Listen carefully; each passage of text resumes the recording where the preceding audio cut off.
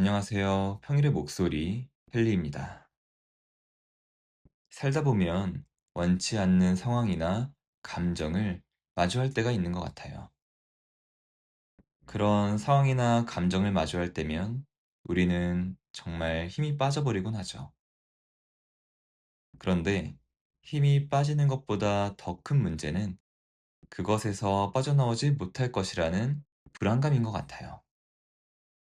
그 불안감이 우리를 더욱 그런 상황과 감정에서 벗어나지 못하도록 만드는 족쇄로 작용하고는 하죠.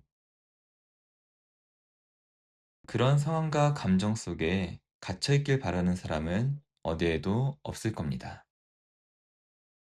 그렇다면 어떻게 하면 그 감옥에서 빠져나올 수 있을까요? 제가 최근에 읽고 있는 천 번을 부서져도 그대는 여전히 바다다 라는 책에 이와 관련된 좋은 내용을 발견했는데요. 그 내용은 이렇습니다. 붓다가 우리에게 가장 먼저 주문하는 것은 현실을 직시하라는 것이다. 삶은 고통으로 가득 차 있으니 그 고통을 외면하지 말고 고통에 부닥치라는 것이다. 그 힘든 고통에 어떻게 부닥치고 그것을 어떻게 이겨낼 수 있냐고 붓다는 말한다. 당신에겐 그럴 힘이 충분할 뿐만 아니라 오히려 넘치고 있다고.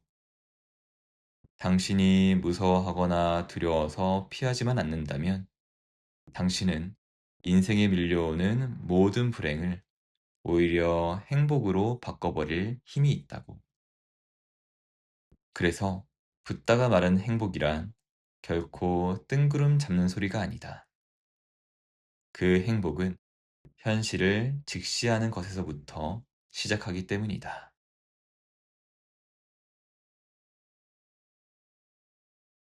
모든 것은 직시에서 시작되는 것 같아요.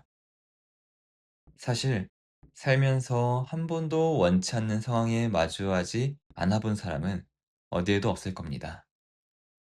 그 말은 우리는 모두 그러한 고통을 이겨내 본 경험이 있는 사람들이라는 뜻이죠. 그런데 그럴 때 내가 어떻게 스스로 그 상황을 이겨냈지?를 생각해 보면 수용이라는 단계가 반드시 있는 것 같아요. 말 그대로 그 상황을 있는 그대로 인정하는 거죠. 그래, 지금 내 상황은 이래. 그렇다면 어떻게 해야 하지? 라는 생각을 통해서요.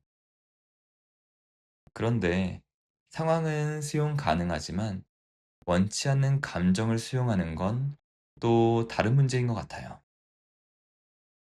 우리가 더 나은 내가 되기 위해 무엇을 해야 하는지 알지만 그것을 하지 않는 경우가 많은 건 감정적인 이유 때문인 것처럼요.